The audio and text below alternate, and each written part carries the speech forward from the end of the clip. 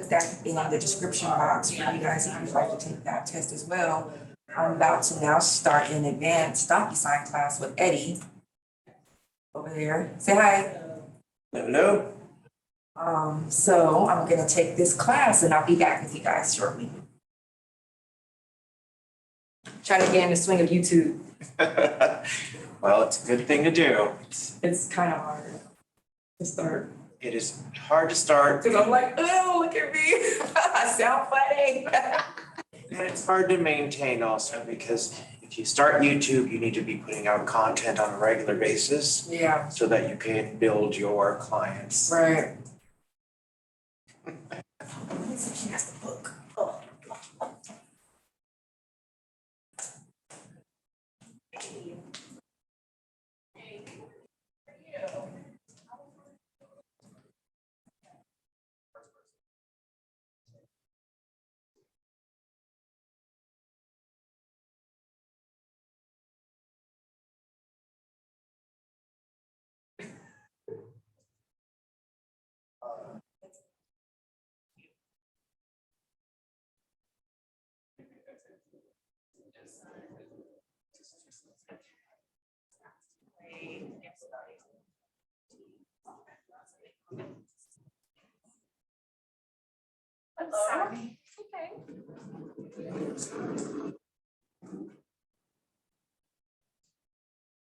Hello.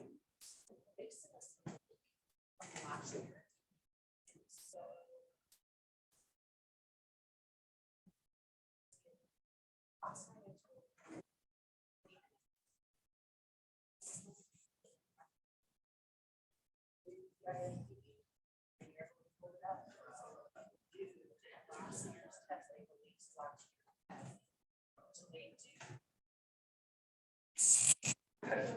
Oh.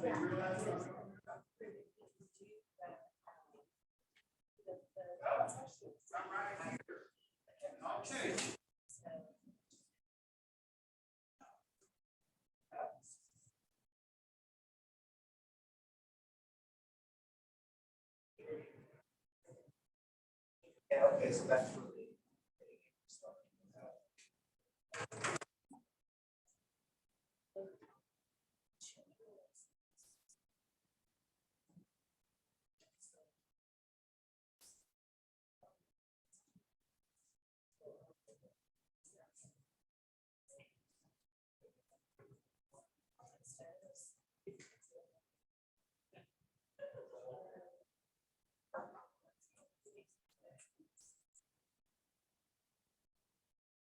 Well, that's what we told him to do on, like.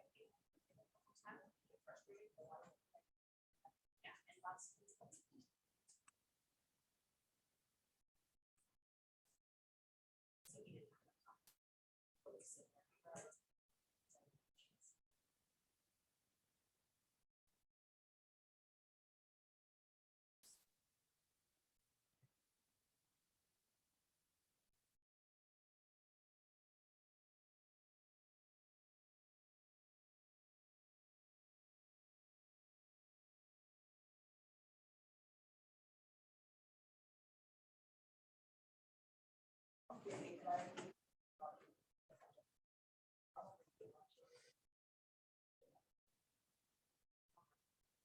Yeah.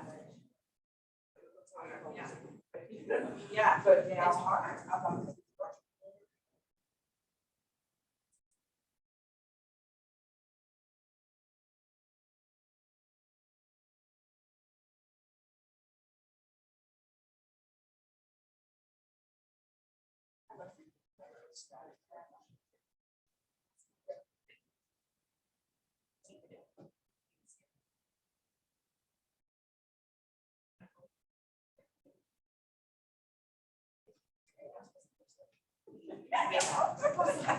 You're learning what I'm doing.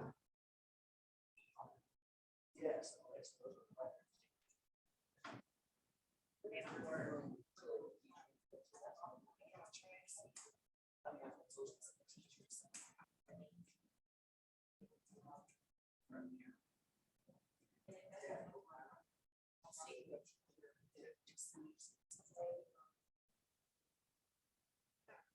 Yeah, to see what you do. So we do a fourth grade, it's like a fourth grade one from last year, and we just go through section by section. So. Yeah, exactly, yeah, so.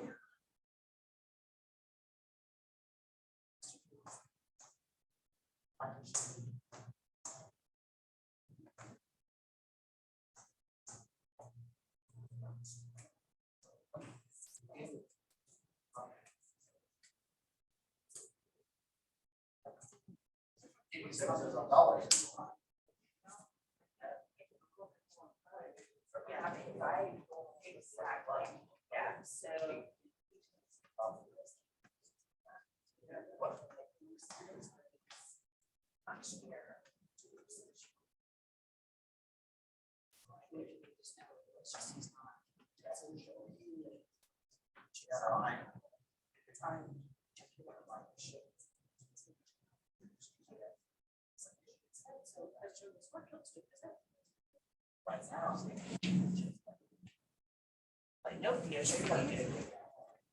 He is very good at math. Oh, yeah. I have to write down everything. Loan officer, so. Oh, yeah. Not get that from me.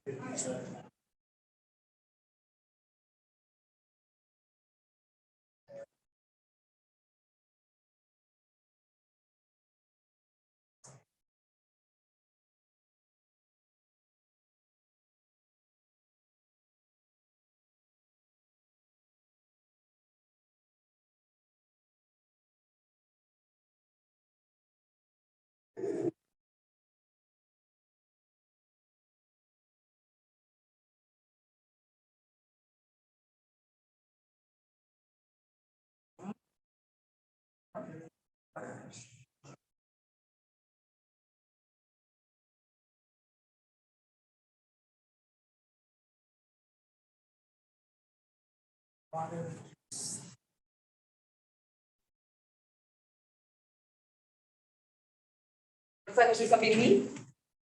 It's the two of you guys. It's okay.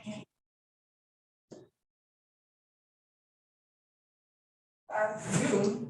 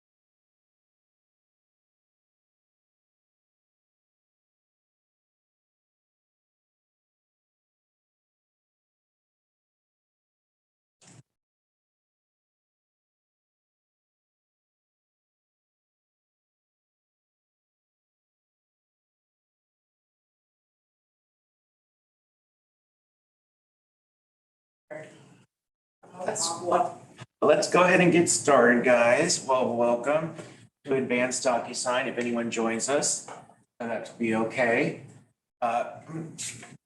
Make sure to fill out the. I get CE for this? No, don't get CE for this, but you get good learning. Let's see, where is my elephant? And unfortunately, I am certified in Docusign, so did not get any CE either, so it's okay. So, and anyone that joins us on Zoom, if you do have any questions during the class, please just just yell out that you have a question. I'm not going to be looking to see the chat room or to see if you have your hand raised. So just make sure to yell out if you do have a question, and I'll be glad to answer it. Today, what we're going to be going over are tips and tricks to make your skills in Docusign more advanced, and for you to see how easy Docusign is to use. And this is the Docusign that is incorporated inside of Command. You do have options when you're using an electronic signature. You can use Adobe, you could use zip forms, but Docusign Rooms is the account that is provided to you by Keller Williams, and the one that I actually recommend you use because it is very easy to use. It has it's become so simple that I can usually do most of my paperwork in a few minutes and get back to what I'm doing. And that's just to tell you, because I am an agent myself and I have to do my own paperwork. I don't have a transaction coordinator. I do it all myself. So if I can do it, you guys can do it too. Okay, so this is in Command, right? We're going to be, so the first place that I'd like you to open up, if you are following along on your laptops, is this website right here called realestate.docusign.com. So just pull up on Chrome, realestate.docusign.com. The only reason that you would ever have to come to this page is if you already have created a room in Docusign from Command. And I'm going to show you how to do that in a little bit, but I just want to show you the screen first. This is a way to get back to what you have already been doing inside of Docusign. So you never want to come in through this page if this is the first time you're going to work a transaction. This is when you've already been working a transaction, you want to come back to where you left off.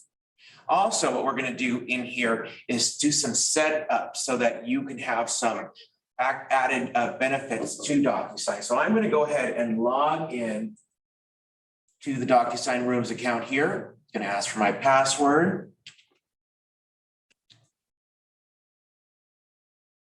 So should I favorite this? Because I'm gonna be using this. I would favorite it, yeah. Just remember that this, again, is when you're getting back to where you started from.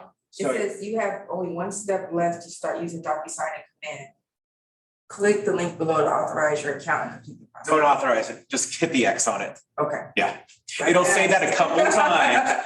When you first get your Docusign account, it will say that several times just to remind you to authorize your account. Your account already has been authorized, so you don't have anything to worry about. Now, although if you're looking at this and you don't have rooms or transactions yet, your screen may look different from what mine looks up here. But when you sign in here, you get to your dashboard, and your dashboard allows you to see your recently viewed rooms, any new rooms that you've created, in sign activities if people have signed things. Now, this is so, again, so you can get back to the last room that you were working on, and there's one called Advanced Docusign Class for today, so that I can easily get back to that room. But always remember, make sure that you know this. You need to create a room in Docusign from Command, which again, I will show you in just a little bit, but don't ever come here if you have not created a room already. The room must be created from within Command. First place I want to take you guys today is right up here where your little picture is. And if you don't have a picture, guess what we're going to do? We're going to put a picture in there by coming down to Manage Your Profile. By clicking Manage Your Profile, it's going to open up another tab. You can see right here, this is the tab we were at, and it opened up a new tab. It opens this little tab right here where you can now enter your photo. Why do you want to enter a photo? Causing problems every day, Brandon. So why do you want to have a photo on there? Makes you look a little bit more professional, especially when you're sending out emails, your photo is going to be on that email there. So make sure you have that. While we're here, just make sure that all your information is correct. If it is correct, you're good to go. Oh, I didn't put my contact. If you don't have your contact information, make sure to update your contact information real quickly and put in your company name, how it's going to, this is important. How you're going to show it in here is how it's going to show up in contracts too. So make sure that you have your information in here correct, including your address and phone number in here. The address must be the market center address, because whenever we do our contracts, it's in the name of the brokerage, not in the name of yourself. So always make sure that that is correct there. I saved the address that. Yes. Okay, what's the phone number though? 972. Oh, this is my phone number, so put your phone number in there. Yeah. And then one more thing. If you come over to the languages and regions area, just make sure you're on Central Time, because this is how your date and time format is going to show up in your contracts here. So just make sure that you have that set up properly right there and as Central Time, because then you'll have the right time showing up whenever you're signing a contract. Do you have should there be preference with regard to the format for the date time? If you'd like to make a format change, you can make it at this time.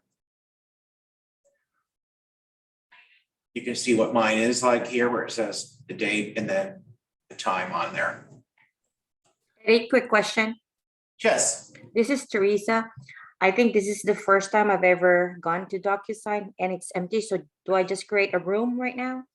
Don't create a room just yet. I'm going to show you how you create a room in just a little bit. Right now, where we're at is when you signed into Docusign, we went up to where it would be your little picture is right here, and it opened up a new tab that opened up right here. And just what we're doing is just filling out your profile, but making sure that you have a photo up there, that your contact information is correct, and then in the language and region that it's set to Central Time right there.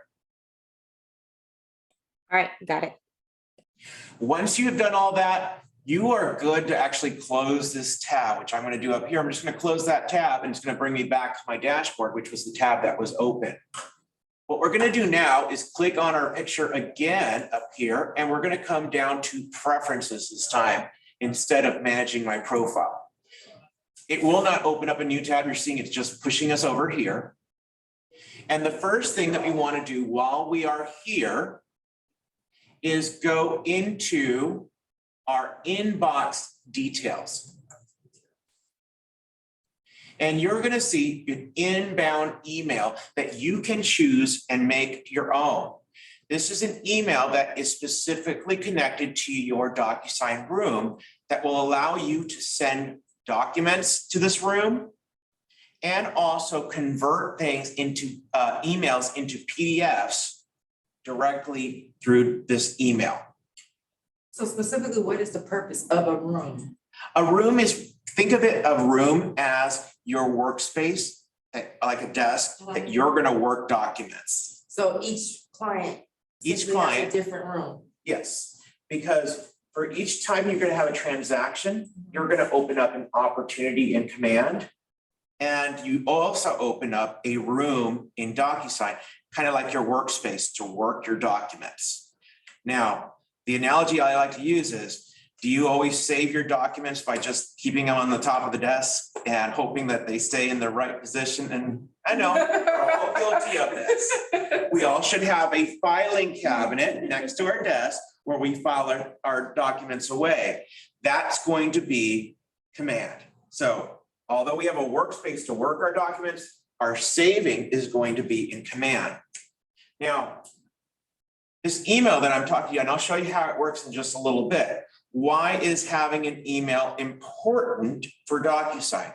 Well, it's only to help you to send documents into a specific room. Like, let's say that you received a set of documents from an agent and you want to send them to a certain room because you're going to have to modify them in some way. Well, you can actually send those documents to that email. And I'll show you how you do that in just a little bit. And those documents, those PDFs will actually automatically show up in that room. The other thing is that emails, when you're sending back and forth and you're working in real estate, are they part of the transaction now and part of your document compliance that you are required to keep all documents for 4 years? Yes. Yes. So do you think that means because of that, I should put my whole name? So I put K Johnson.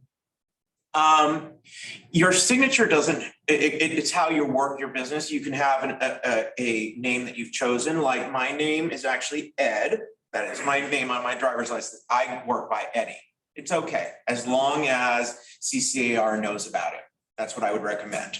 I'm talking about just for the Ed mail at Docusign. Does that matter? Doesn't matter. This is just for you. Okay. So let me show you once, and actually before we go there, you can change this to whatever you want because you probably have something that has a combination of letters and numbers. If I were to go to my email, which I have it open right here, and I were to compose an email, and here I'm composing an email. And let me go ahead and I'm going to start writing an email to that. And I already have it kind of already because I've used it before. There's my email for my Docusign. Before I pick the documents that I want to send over, what I want to do is put Where do you in. go? Oh, I just opened up into my email, my Gmail, because I'm going to show you how that email works. So now I put the email my email here. And in the subject line, I want to put the number of the room that I want it to go to. And I'll show you where you find that number in just a little bit. But that's the number of that room. Pound 6442855. Please don't send anything to that one right now because it's going to actually send it to my room. But I'm just showing you how it works. That if I put the name of the number of that room, I then can add a PDF. I'm going to add a PDF in here. Here, I'll say this one right here. And now I'm going to send it. Now, if I come back to Docusign now and come back to my rooms. All my emails generate my name already in it. Like Your signature. from, I mean, so they already say from. Let's take a look at that in just a little bit. Okay. So I'm going to go to the room. This is the room that I was sending it to. If I go into my documents, in just a little bit, it takes a little bit of time, that email document will show up in the room. So it just takes a little bit of time for it to process. Usually takes about a few minutes. Oh, there it is, right there. Now it appeared in the room. And again, all I had to do was send it to that email that I selected and put in the number of the room, which you'll always see the number of your room right up here where you can grab that on there. Another thing, I told you that you can convert an email into a PDF. If you want an email converted into a PDF, in the signature, when you're writing out, you're composing your email, and I'm sending it again to that email. I put in the number of the room, 6442855. That's the specific room I'm sending it to. And I do another hashtag and put in PDF. So you see what I did there? I put the number of the room. I also put hashtag PDF. And I can name it whatever I wanted. I'll name it test right here. Then whatever I write, and I'm just going to do gibberish for right now, and send it. Now, when I go back to that room, and again, it's going to take just a little bit to refresh.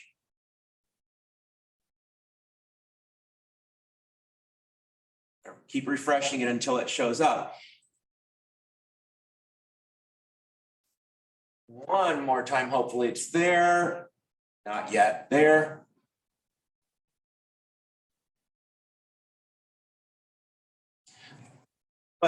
It's still processing, but it will convert that email into a PDF for you to store in there. Let's hope it's there. Not yet there, but so that is just that email right there. I just wanted to show you that little quick trip for you to utilize there. But let's get going into working in the room. By the time we get back here, it may well show up in here. So that was the number of the room and then hashtag PDF. So hashtag the number of the room and then hashtag PDF, it will convert an email into a PDF. If you just use the number, it will send all the documents that are attachments into the room too. Let me try one more time. Hopefully it's done it. There it is. Yay. See, there it is right there. The one I called test. And I put the name test there because that's what it's going to name the document too. So here's that email. I'll just open it up real quick so you can see I wasn't lying. There's that gibberish I wrote. What's the benefit, this is probably an elementary question, of a PDF? So if you need to save an email as part of a transaction because you're doing your compliance of saving all email documentations, They have to all be in PDF. you should do them as a PDF. Now, you may just decide which emails are very important. It's not all the emails. Yes, you must keep all emails and you'll be able to find them in your server later on. But if it's an important email that you need to save for some reason, it's very important, I would convert it into a PDF and bring it into your room. But let's talk about you, Teresa, when you were talking about how do we create a room? And I'm going to go sign into Docusign right now. Okay, and one more question. The number, is that the number, your ID number, or it will generate it for me? That number that I was using, that 6442855. Is that your agent number? That was actually not my agent number. That was the number that's assigned by Docusign for that room. So that specific room has an ID number. Oh. And so every room that you create actually gets an ID number that's going to be unique to that room so that you know this transaction, if you use that hashtag and you send something to that email with that number, it will put it in the right room for you. It's kind of like a folder to Yes. organize, right? Okay, got Correct. it. Thank you. No problem. So I'm right here in Command right now. And the process of starting a transaction, think of it like this. If you're working with a person, whether it be right now that you're working with a friend or a family, or maybe someone that's been referred to you, or later on in your career, it's a lead that you've picked up. If they say to you, yes, I'm thinking of buying a home in the next months, 3 months, 6 months, a year, even 2 years out, I am going to open up an opportunity to make sure I plant a flag on this contact that I have a person that's potentially wanting to buy or sell a property. That is the reason of creating an opportunity in Command. But the process of doing that always starts by making sure that your person is in your contacts, that your new lead or your friend or your family member is in your contacts. So I will click onto contacts and hopefully this will move forward here. And for today's example, I'm just going to use myself as the client and also the agent here. So I'm going to make sure that myself is in my database and I'm going to search for myself. There I am. If I was not in there, I would make sure to add myself as a contact. And as a new agent, I always recommend you need to start putting in your sphere into your database. If they're not in there, you are not already marketing to them. You're not forming relationships with them. So make sure that your sphere is in your database. So here is myself. I'm going to use myself as the example. I'm going to open up and I had a conversation with myself at 4:30 in the morning because I could not sleep and said, you should be buying a home. Yeah, but I don't know if I can afford it. I'll send you some lenders. I talk to myself a lot. And by doing that, having that conversation with that person that said, yeah, I'm thinking of buying a home, I'm going to come into their contact and I'm going to come to right here where it says opportunities and click on opportunities. And I am going to create an opportunity. By doing that, it's going to open up this little pop-up window that's going to ask some initial questions about this opportunity. First, it's going to say, what market center? We know it's going to be Plano, so it's defaulted to Plano. If you're on a team, it forces you to choose your team here. Then it asks for the opportunity type. Your choices are listing, buyer, landlord, and tenant. These are the 4 possible opportunities that you can have. What is a listing? A listing is only a sales listing, not a lease listing. So if someone comes to you and says, I want you to help me lease my home and find a tenant, that's actually a landlord right there.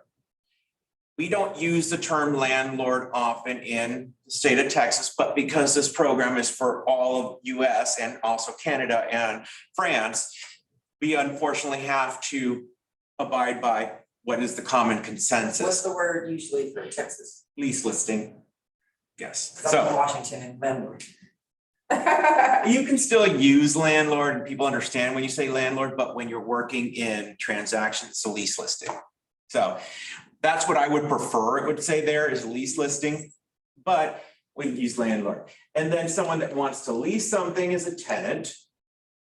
And we know what a buyer in a listing. You must choose correctly at this point. If you choose incorrectly, unfortunately, you do have to archive this opportunity and start over. Now, a few little caveats. If you're working with someone that wants to list their home and then turn around and buy a home, you must open up 2 different opportunities because opportunities are connected to an actual property, not connected to the contact. So if they're selling 1, 2, 3, 4 Main Street and they're going to buy 3, 4, 5, 6 Elm Street, those are 2 different properties. One's going to be a listing and one's going to be a buyer. For the rare occurrence, and this is, I'm going to say very rare, I've never had it happen to me, but if you have a listing and someone comes to you unrepresented and says, I want to buy this property, I don't have an agent and I don't want an agent.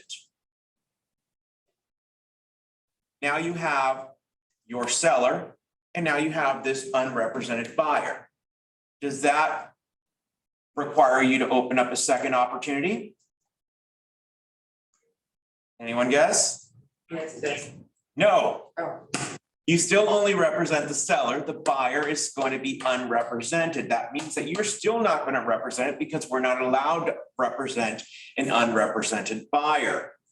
We are not allowed to be a dual agent. So what that means is you can help that person fill out an offer.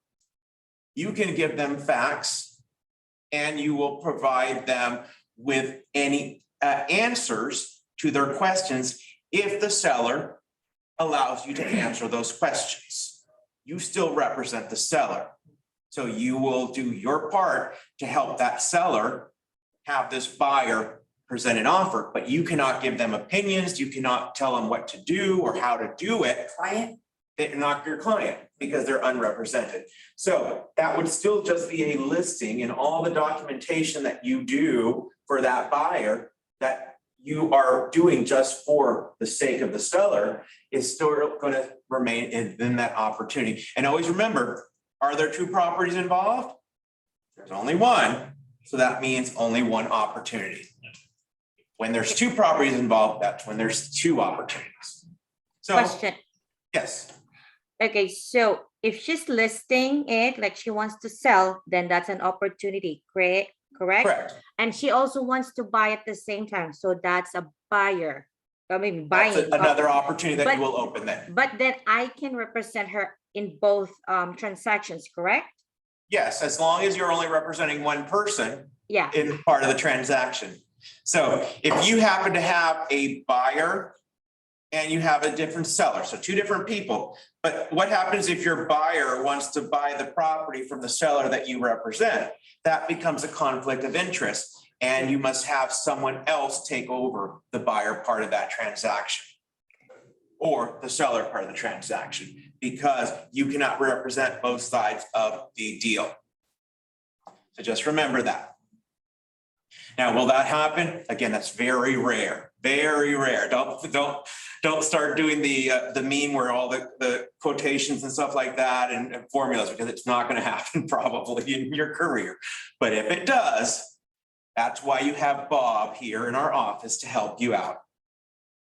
So for this one, I'm gonna choose buyer here. And you're gonna see that the client's name is already selected in here. That's because I opened up the opportunity from within the contact. There is an opportunity applet right here that has the two hands holding each other. If I were to open up an opportunity from there, a client would not automatically be selected right here. So you would have to actually attach the opportunity to a client. Now, the co-buyer or co-seller will not automatically be selected for you. But that does not mean that they're not going to buy the property, because we live in a communal property state. Other state that is communal property is California. What that means is if a husband is buying a property, the wife is buying a property. If the husband's selling a property, the wife is selling the property.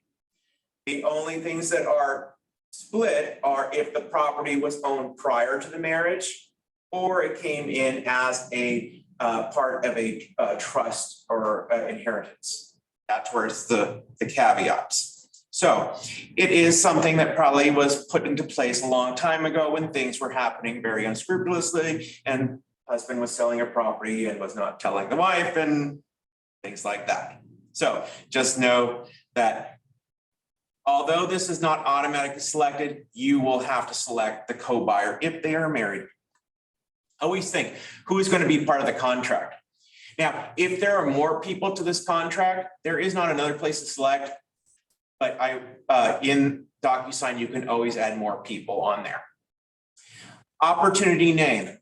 This ultimately has to be the property address. Now you're saying with working for a buyer, what's the problem now? If you're working with a buyer, why can't I put the property address in right away? Don't know yet. So this is where you're going to select something like maybe Plano home, or a kind of like a placeholder until you know the property address. Don't worry about custom tags. That's used for bigger teams that need to distinguish further from listing buyer, landlord, or tenant. But you will put estimated closing date. Let's say maybe I want to buy by the end of June. So my time frame is kind of like a month out. My budget is going to be 400,000. Commission rate. This is what you think you are going to earn. This is not because we don't know the property yet, we don't really know what we're going to earn as commission rate, but what you think you will earn. So usually if you're representing a seller or a buyer, you're probably going to earn 3%. If you're working for a landlord, the common practice is to tell a landlord that you are going to charge them 1 full month's rent to lease out their property. That's always between you and the landlord, so it's whatever you decide. So in that situation, you would put that dollar amount. If it's $2,000 a month, you would put $2,000 in there. The percentage here would change into a $sign if you're working in leases. Oh, okay. Yeah. And then if you're working with a tenant, good luck figuring that one out. Generally, it used to be 50% of the first month, but lately it's gone down to about 40 to 30, even to 25%, depending on parts of the city that you're working in. Who's to determine that? It's always the landlord that is making the ultimate decision on what the amount that they're going to pay as a finder's fee for finding a tenant. So good thing to talk about. The listing agent on the lease side will put it in the MLS. That's where you'll see what the percentage is going to be offered. Generally, it is probably going to be somewhere between 30 to 40 lately. You'll still see some 50s occasionally. It also always depends on what part of the city you're working in. If you're working in Fort Worth, good luck getting above 25% over there. If you're working in Plano, you'll see the 50% occasionally. If you're working in Uptown, property management companies don't often put their properties in the MLS. They use maybe like apartments.com. So you would then have to use apartment.com to find those apartments. And when you do find an apartment, make sure to call the property management office and say, are you offering a commission for a tenant representation? Some will say, no, we're doing good on our own. And others will say, yes, we actually pay 100% this month. 125%. 125%. I've seen it before. I've gotten it before. Yeah, so you just want to call that property management office. So again, good luck making a decision there. But I'm gonna put 3% on this one. And then when you get to here, your phase and your stage. Are you still cultivating them? Or are you already in appointment? Or are you active with them? Generally, you should be opening up these opportunities when you're still cultivating someone. And then your stage of where it is. I'm just gonna say that they're cold and I'm gonna go ahead and create this. Once I create that, you'll see that the opportunity has dropped in right there. However, I could go to the opportunities applet. And now if I come down to buyers and cultivate, which will show up in just, let me move this over. There is a 1 right there. So if I click on here, the cultivate and open it up, here is that Plano Homes in the pipeline for that opportunity. And if I click on the Plano Home, it's going to open up the opportunity in detail. Okay, you lost me. Let me go back one step. So I went down to opportunities, opportunities. and because it's a buyer, and I put it under cultivate, here is that number 1, and I just clicked on the little circle. It opened it up into this right here, and then I clicked on Plano Homes to open up the opportunity. Now, opportunities, another thing to learn about your sales pipeline, but today we're talking only really about Docusign. Right over here is documents. This is how you access Docusign for the first time if this is a new opportunity. Before you go to this black button right here that says start a transaction, the first thing you need to do is pick your checklist type. And for us, we only have one option, which is residential. But if you had commercial, you could choose commercial and stuff like that. I cannot take notes. This is fast. Good thing it's recorded. Oh, cool. So I chose the checklist residential, and it gave me a set of folders for me to run this transaction. We'll talk about these folders in a little bit more, but I'm going to go ahead and now hit the start a transaction button. But the first thing again was hitting that residential. Now I'm hitting the start a transaction. It's going to open up Docusign. It's going to force me to log in, even though I'm already logged in, but that's just because Docusign is being very careful to make sure that the right person is accessing this account. And I have a lot of documents. a bunch of documents just appeared here. The reason is because by choosing this residential, it already knows which documents you are going to need for this transaction. You may not need all of them, and maybe there's some that are not in here that you may still need to choose, but the most important ones are already selected for you for this transaction because you chose a buyer and it's residential. These are all your residential buyer forms that are most important to the market center, including the ABA.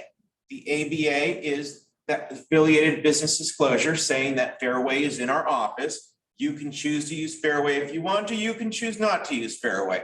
It's pretty much, think of every document you'll ever have a customer sign. It's because there was probably a lawsuit involved that requires this form in some way. So it's clearly saying Fairway's in our office. We don't promote Fairway in any way that you have to use them. So you choose whoever you want. So good thing when you're working with a buyer and they say, I don't know who to use. Here are 3 options for you to use: Fairway, Keller Mortgage, and SWBC. You call each of them. You decide who you want to work with and let me know. Vendor list.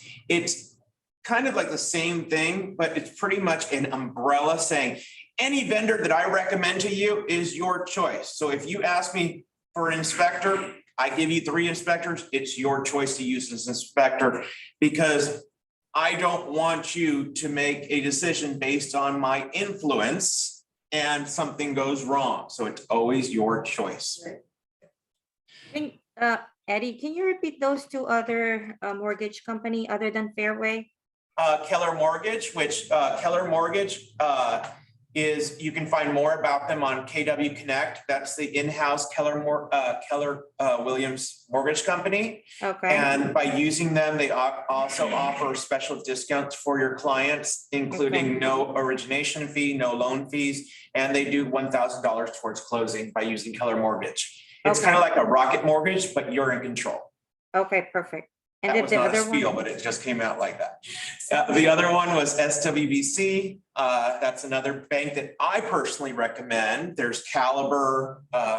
So I would recommend, I always tell you when you're starting off as new agents, tell your partner that you are going to start dating other people and you're going to go on some lunch dates with some loan officers, and it's okay. You're going to get some fun deals out of it, and you'll get some leverage out of it. Nothing funny. The Keller Mortgage, Fairway, and WBC. B is in boy C. Yes, and the person I personally like over at SWBC is Whitney. Whitney Barcelo. I have to spell you the last name. 1 second. I never can remember how it's BARSALOU.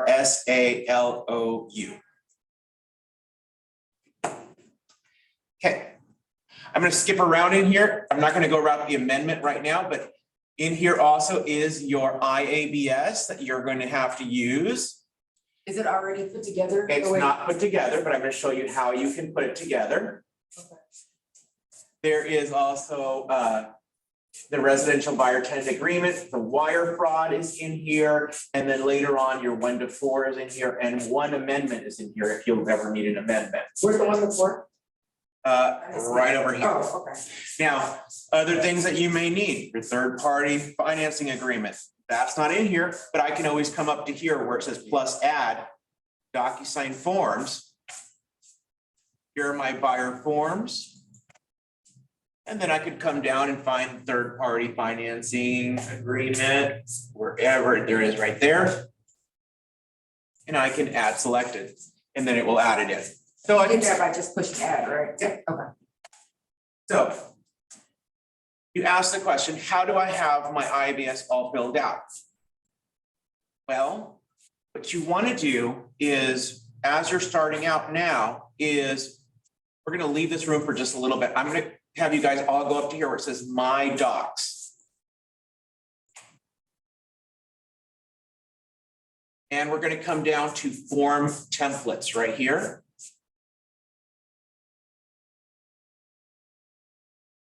And you'll see on mine here, I already have a template for my IABS for buying and IABS for listing. I also have my residential buyer tenant agreement, my residential listing agreement, and I have a 1 to 4 template. What you guys want to do is create your own templates. So this is going to take a little bit of time, but you'll only do it once. You will never have to do it again, so that you have to fill out your IABS again and your buyer representation agreement. And we're going to come up to here where it says create form template. And let's do the IABS for buying right now. We're going to come down. It asked me to select forms provider. Oh, go ahead and choose Realtor on that one.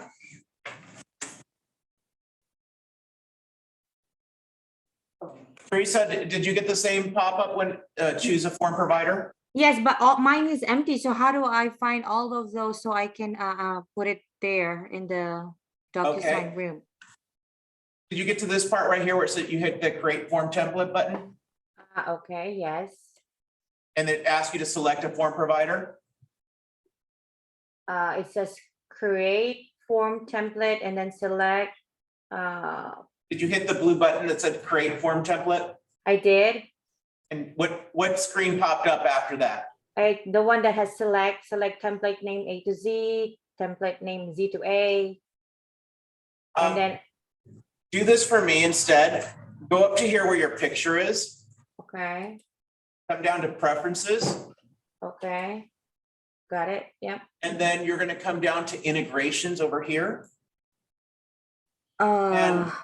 Integrations, hang on.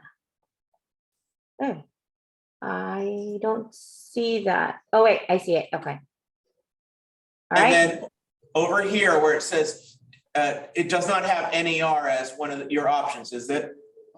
no, it's just, it Okay. only has the ad provider. Okay, so hit that add provider button and you're gonna choose Realtor as your option. Okay, I did. And then it's gonna ask you to enter your NRDS number, your Nrds number. We should all know our Nrds number memorized, I'm joking. Is that our real estate ID? It's actually under that first little box, you're gonna see a link that says find my NRDS number. So click that little link. Hang on, okay, I see it. It's gonna open up a new tab for NAR where it allows you to search for your Nrds number.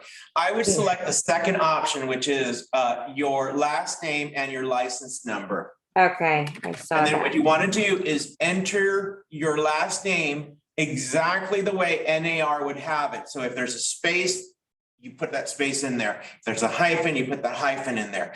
Okay, Whatever they have, because it has to be exactly the same. And then your license number with the 0. yep, I'm on it. Once you do that, it should give you your NRDS number. Write that down and also then highlight it and copy it because we're gonna have to come back to the tab where Docusign is open and then put that in that box.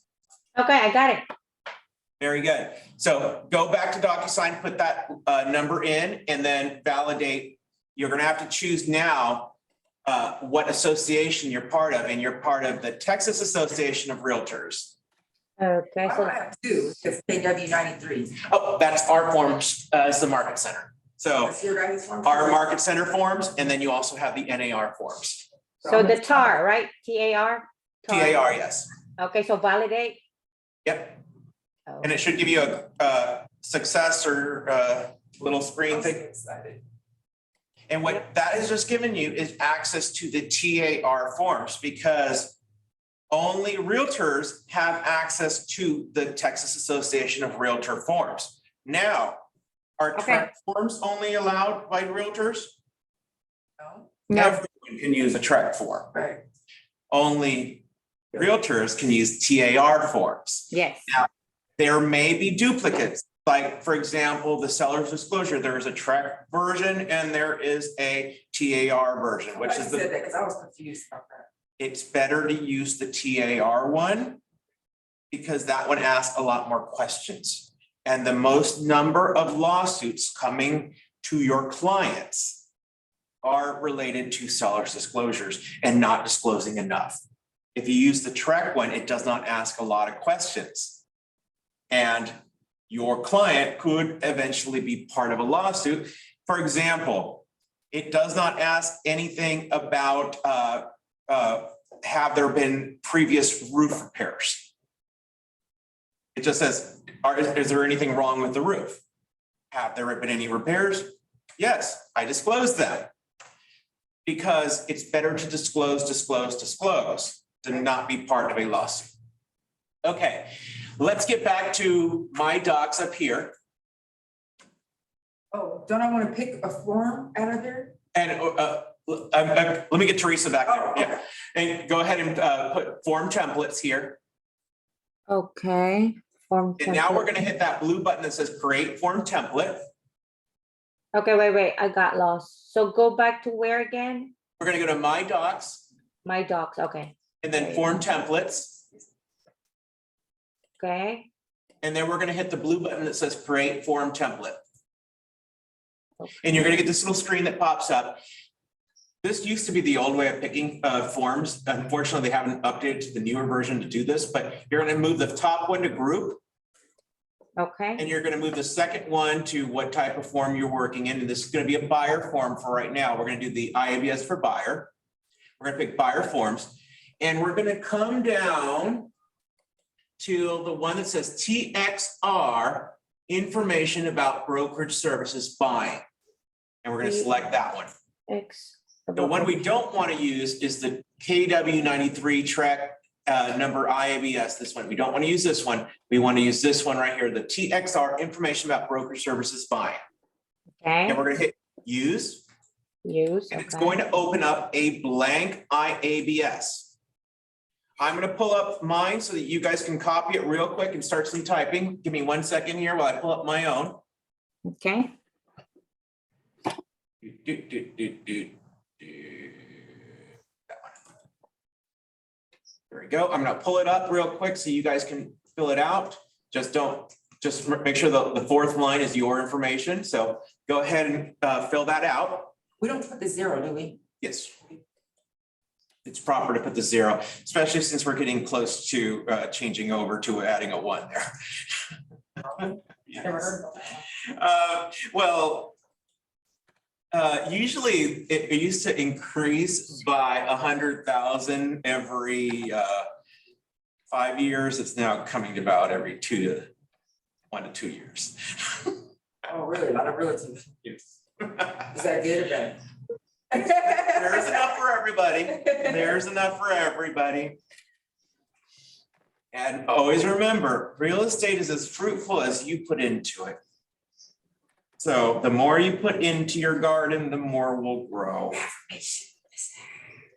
The people that do not grow in this business are not people that don't put into the business. They don't take it seriously. They don't learn when they need to learn. They don't take classes. And because you're your own boss, there's no one telling you when to wake up in the morning and how to do it, or when to take a class, or how to take a class, or what you need to learn.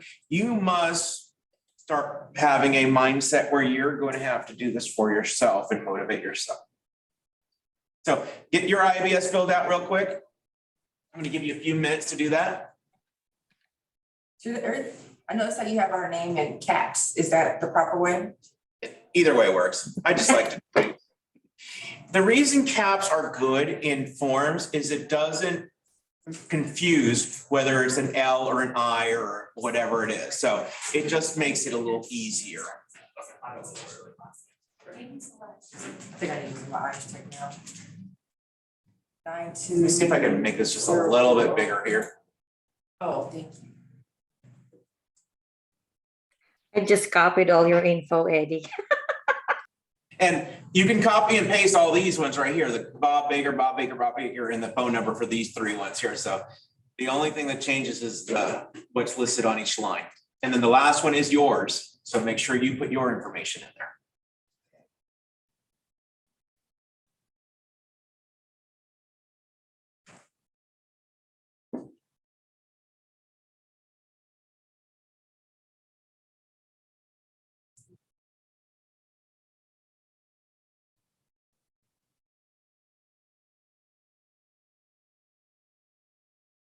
And then once you start getting to the end there, also make sure this is what the template is going to be named up here on top. It's going to be called the name of it and says template on it. You can change that if you want to for some reason. Template is good for me as a name for what this is. It's a template. So even, see, Michael has the same email. Yeah, it all goes to Bob because he's our supervisor. So it just goes all to him. Supervisor. Yes, that.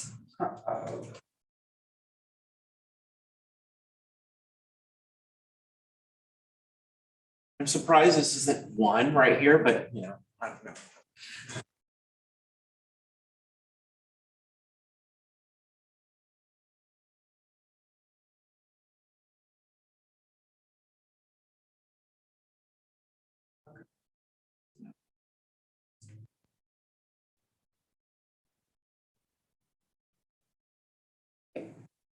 Once you guys have done that, make sure to hit save and close up here on top.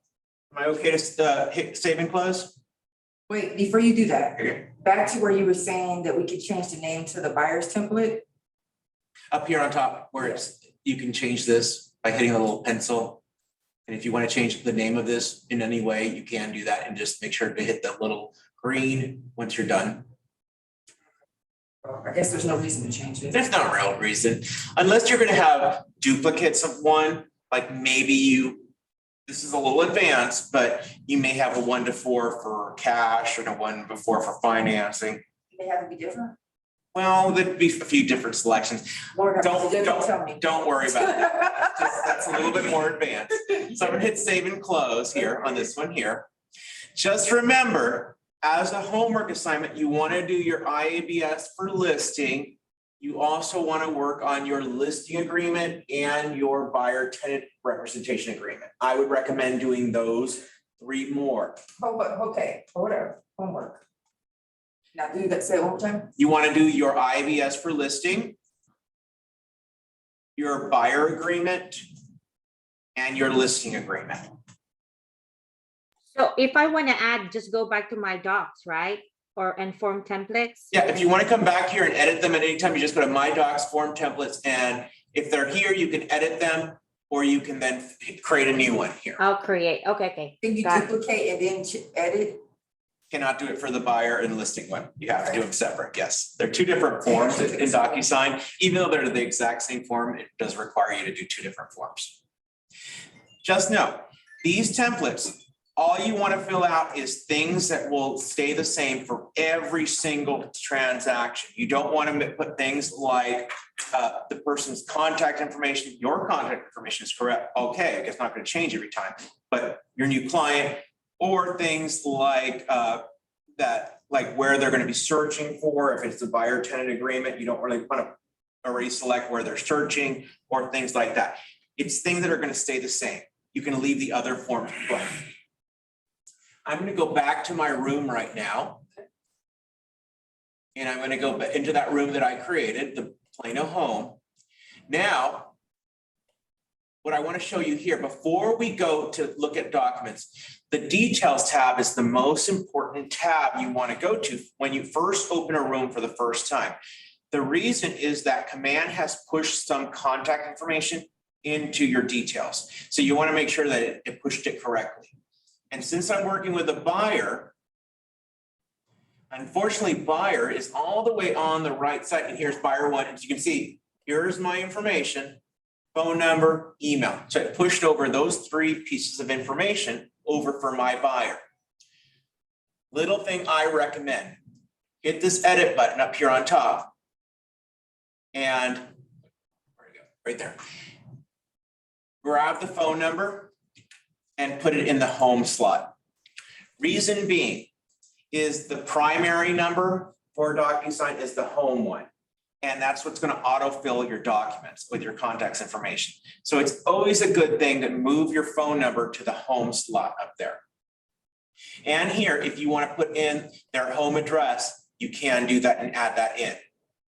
If there was a buyer 2, it would have filled that buyer 2 out. And you're going to see that your information as the buyer's agent is already in there also.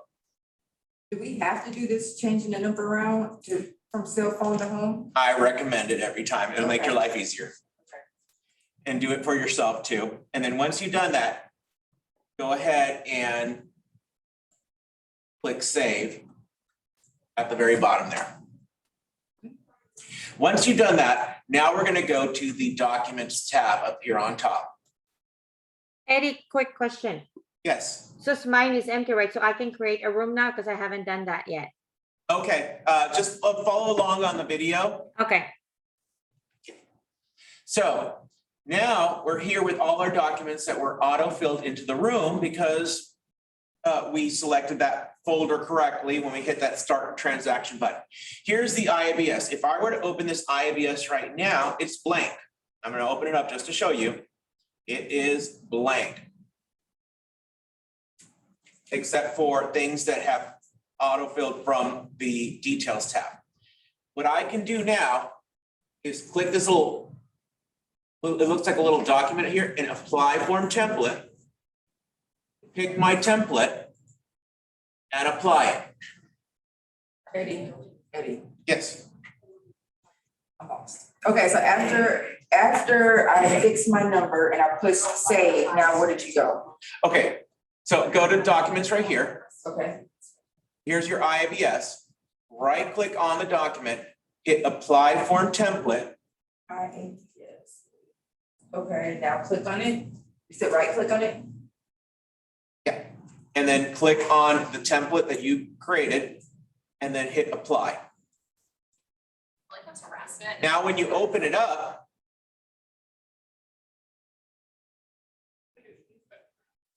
you're going to see that it is auto-filled.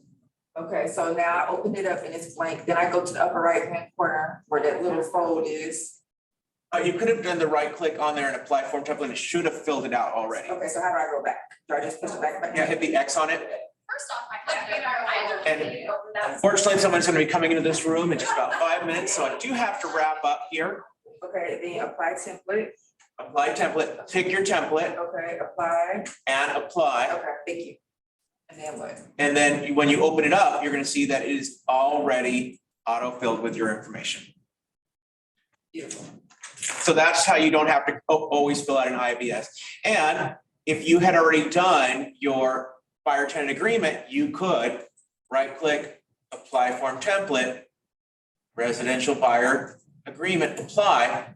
And now when I open it up, most of it will be already filled out, where I'm just gonna have to go through and make a few changes to it and save that information. Like market area and stuff like that. So I would just have to make those kind of changes real quick. And then I would hit save and close. And you would then go through all the other documents that you're going to need to send out for signing. Let's say I need to send out for a buyer representation, which with all the disclosures. What I'm going to do now is I'm going to select all the documents that I want to send out for signing. So residential. I'm going to check the ABA, vendor list. I'm going to do my IBS. I'm going to do my general information. And there we go. So I've selected a few documents that I want to send out as part of my buyer agreement. KW-93. Yep. And. So normally this is what I send out every time I have a new buyer for the agreement is going to be the ABA, the vendor list, the general information and notice to buyers and sellers, the IBS, my residential buyer tenant agreement, and my wire fraud. Once I've put a check mark in all those ones here, I'm going to come up to this little toolbar here and I'm going to hit this little, it looks like a little pen that says create an envelope.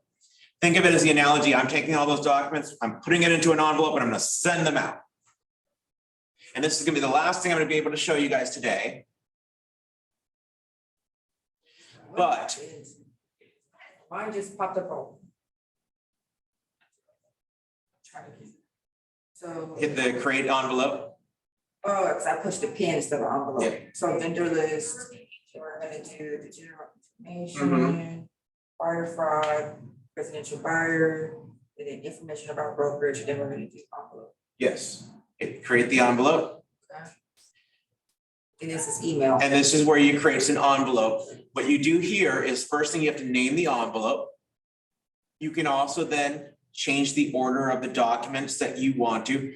For naming the envelope, this is always going to be a description for you, not for your client. So think of it kind of like, what's in here? My buyer's agreement and disclosures would be a good description. Why did envelope, it takes me Takes you where? email. Let me see what you pressed before. I didn't press it yet, just. Oh, you're gonna hit this one right here. That is the pen, okay, Yeah. all right, thank you. So this is gonna be for me and not them. Yeah. You may want to change the order of the documents, it's how they appear per signing, like I might want my residential buyer tenant agreement first place. I'm also going to, because this is an envelope, I'm going to have to add recipients to it. So this little button right here is add recipients to my envelope. So all I did was scroll down here. Okay. And I always want to use this option called pre-tagged roles. This is the option I want to use every single time I'm using Docusign form. I'm using pre-tagged roles. Okay. When I use pre-tagged roles, it opens up this little pop-up screen that makes me choose and confirm who are my clients. So think of this when this pops up is, who are my clients? I am representing buyer one. And my buyer one, I'm going to make sure I pick the right email for them. So I'm going to make sure, there it is. And then who do I also represent? I represent myself as the buyer's agent, and I'm going to select myself as the buyer's agent. Once I have done that, I hit add selected. I don't have to worry about anything else on the screen here. It's only the people that I represent. Hit add selected. You're going to see that they both pop up. And it's ready for them. You're going to be able to write a subject line for the email and also instructions for them. Once you've done that, you hit next. And it's going to give you one last chance to read through and to make sure that everything that you filled out is correct, that you didn't miss anything. And you're going to see that all the signing initials are already in the right spot for your client. And once you've read through this, you just hit the send and the emails go out for signing. So I hope this was a good class for you guys. Teresa, do you have any questions on Zoom? I do, but you said we're done, so maybe I can catch up with you again. Yep. Just email me any questions that you may have. My email is kwplano.tech. Yeah, I'll play around with it and then you'll get an email from me. Yes. Thank you. This is very helpful. Just go ahead and hit send. It doesn't have send, actually has next. It should have send up here on top. We don't have time. You're gonna hit next first. Okay. And then this will take you for the pre-flight, so you can read through it to make sure everything looks good before you hit send. Okay, guys, well, thank you for coming to the class. I know there's people waiting to get into the room, so I'm gonna have to get out of here. I'm closing everything up for them. And Teresa, if you do have any questions, just email me and I'll be glad to help you out. Okay, thank you.